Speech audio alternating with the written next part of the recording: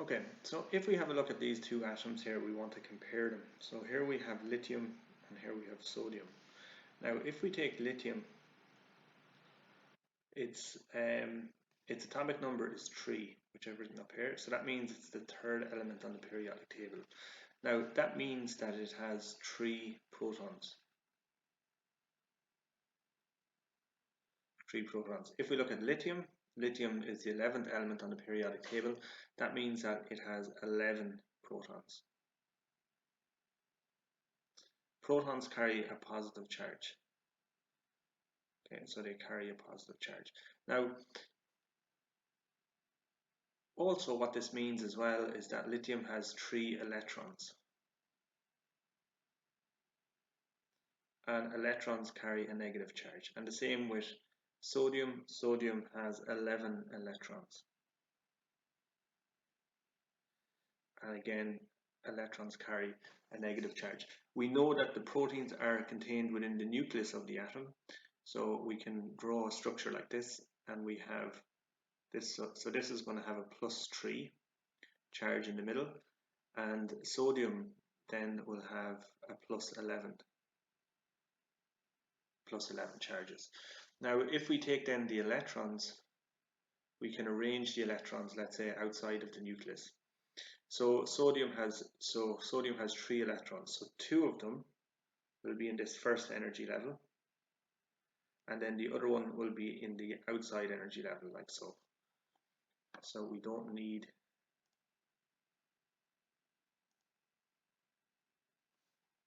so we can get rid of this outside. So this is lithium.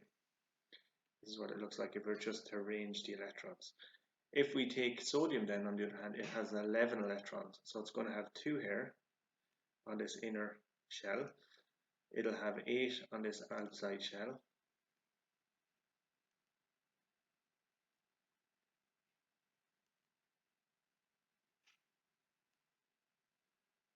Which gives it 10. And then we have this 1 electron on this outer shell. Now, if we take, for example, what's going to happen here? So this positive charge within the nucleus, it's going to generate a force, okay, which is what's known what's known as its nuclear charge. So it's going to have a force, and that force is going to be attractive. So imagine these are so the nuclear force is positive, and the electrons are negatively charged. So all of these electrons are going to be negatively charged.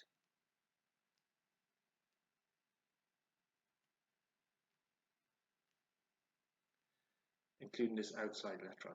So these outer electrons are what are known as valence electrons. So these outer electrons. And what we know is that these outer electrons are what, if you like, the outermost boundary of an atom of lithium, or the outermost boundary of an atom of sodium. So what we're really interested in is what's known as the atomic radius. So we're interested in how big or how wide are atoms, and what is it that causes the atoms to be. So for example, lithium, if we have a look here, so lithium has a bigger radius than sodium. So what we're trying to explain is why does it have a bigger radius than sodium? And how does that relate to the protons and the electrons, for example? So if we think about, so lithium has a +3 positive charge, or it has a +3 nuclear effect. Now this positive charge is going to be felt. So if you have a positive charge here, and you have a negative charge here, these are going to attract each other. So they're going to be attracted to each other. Or another way to think about it is, this negative charge is going to feel the pulling power of this positive charge. So the same thing happens here within the nucleus of the atom. So for example, lithium has a +3 positive charge. So it has a way to think about it, it has a pulling power of +3. And these electrons that are outside, they're going to feel this pulling charge, and they're going to be attracted towards it. So it's going to pull them towards it. Now, the electrons are in motion as well, so they're not going to be pulled directly into the nucleus, but they're going to be in motion and they're going to move. They're going to be moving around. So, but they will feel a pull towards the nucleus. Now, also as well, this electron out here is going to feel a pull as well towards the nucleus.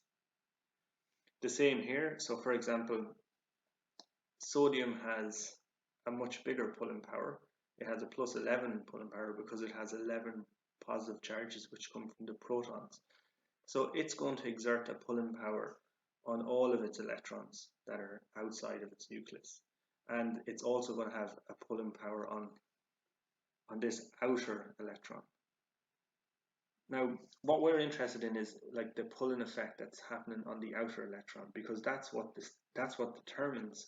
It's this outer electron that makes the boundary, or the outermost edge, if you like, of these atoms that we're interested in. Now we can see that sodium has a bigger, so the distance between the nucleus and the outermost electron is bigger than lithium. Okay. And what we want to try and explain is why. Why is that the case? Why do we see this trend? And what we see is, so we can see here, so this shows the atomic number. So as this, and another way to think about it is, so as this positive charge within the nucleus increases, what we see is as we move down the groups, the radius actually of the atoms actually gets bigger. So we want to understand why this happens. So if we think about it, so we have two things that are going to impact this, like how far or how big this radius can be. So one is what's known as the screening effect, and the other is what's known as the effective nuclear charge. So we look at this effective nuclear charge first. So what we can say is that the bigger the charge that's in the nucleus, in this case, this is generated by the number of protons that an atom has, the bigger the pulling effect on this outer electron. So this is plus 3 and this is plus 11. So we can see that this plus 11 here it's going to have a bigger pulling effect than this plus 3. But nonetheless, even though this sodium has a bigger pulling effect, or it has a bigger pulling charge of plus 11, it still isn't able to exert the same force as lithium is on its outer electron. Why is that the case? Well, it's because of this, what's known as the screening effect. So the screening effect. So essentially what's happening is, imagine this has a plus 11 positive charge. So some of that pulling effect is going to be neutralized by the electrons that are all around it.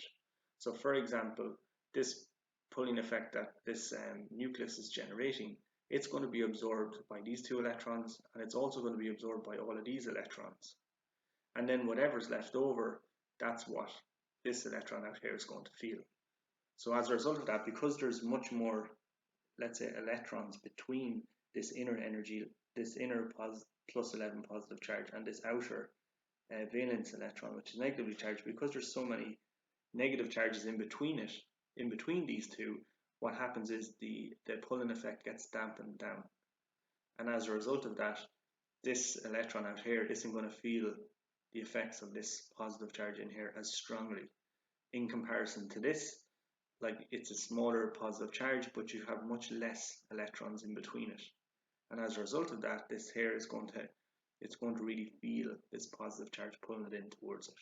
So essentially then what happens is, the more of these energy levels that are occupied by electrons between the nucleus and the outer, the very last electron that's part of the atom, the more of these that are in between it, the bigger the radius is going to be.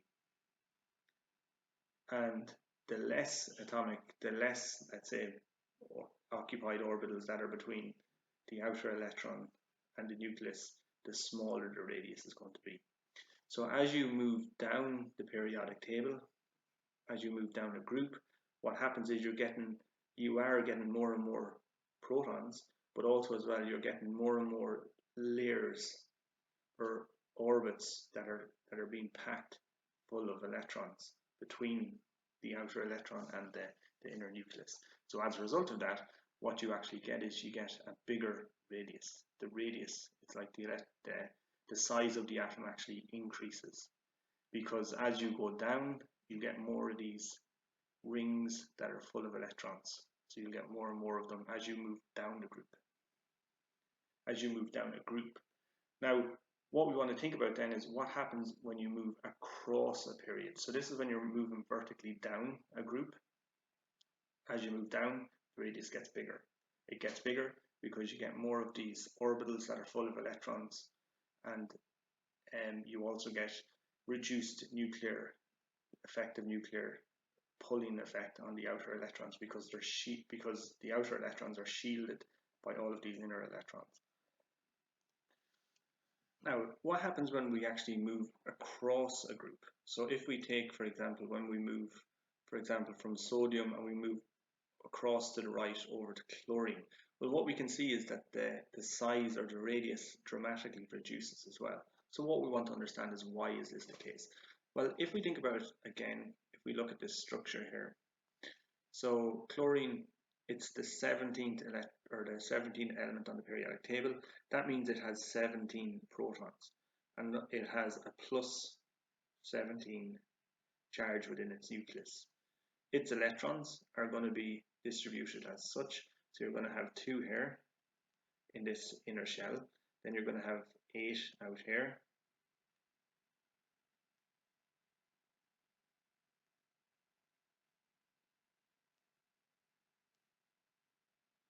And then you're going to have, so that's 10, and then you're going to have 7 out here.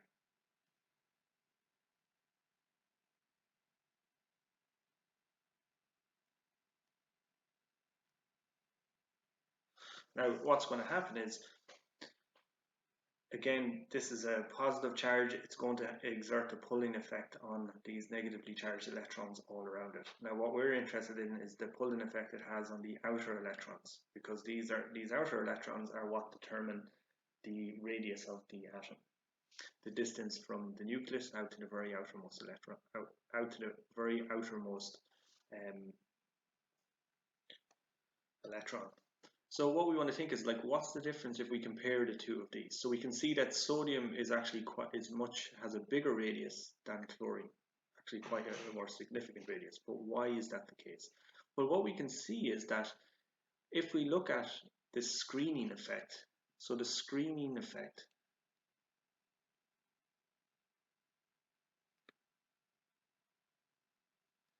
is the same for both. So what we mean by that, the same for both, if we look at the outermost electrons, so in the case of chlorine, there's 2 layers of inner electrons between the outer electrons and the nucleus. There's 2 layers of negatively charged electrons between this inner nuclear effective force. Okay, so this screening effect is exactly the same between the 2 elements. So for example, sodium, its outer electrons has 2 layers of electrons between it and its nucleus. The same with all of these outer electrons. For chlorine, it has 2 layers between them and the inner pulling effect of the nucleus. Now, what is different is that as you move from, let's say, left to right across the periodic table, what happens is the atomic number increases. If the atomic number increases, then also what starts to increase is the positive charges. Or another way to think about it is you get an increase. So there's an increase in effective nuclear charge. So you're getting an increase in the effective nuclear charge. So what's happening then is we can see that chlorine's nucleus, for example, has a much bigger pulling power or pulling effect on its outer electrons.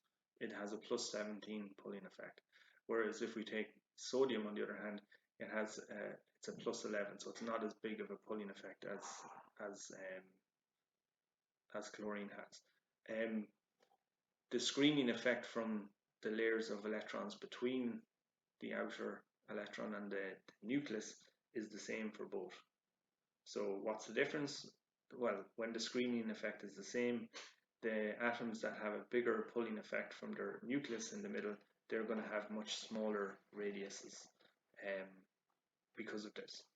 Because like these outer electrons here are going to feel a much bigger pull and being pulled in towards the nucleus than this electron out here, because chlorine has more protons within its nucleus. And as a result of that, this is what you see here. You see this effect here. So this is sodium. If you look at the size of its atom, so the radius is much bigger than the radius for chlorine. And that's the trend that you see as you move from left to right, because when you move across a period, the screening effect is the same. You have the same number of electrons in between the inside and the outside, but what increases is the positive or the pulling effect of the protons. So that's what you see here, and that's why when you move across a period, you see this trend here that we can see on the period on this graph here. As the atomic number increases, as you go from left to right, it increases, but the size of the radius, or the size of the atom, reduces because of this, because you get the screening effect is the same, but you get an increase in the effective nuclear force that's happening here within the nucleus. So that's really just how, when you're looking at both of the atoms and the different types of atoms, that's why you have different radiuses. As you move down a group, the radiuses of the atoms get bigger, as we've seen. So as you move down a group, the radiuses get bigger, like what we've seen here. So, and you can see here, as you move across a period, the radiuses get bigger, as we can see here, and that's why. It's because of these two effects. The nuclear effect coming from the nucleus, and then the screening effect coming from the layers of electrons between the outer electron and the inner nucleus. So hopefully that makes sense, and thank you for listening.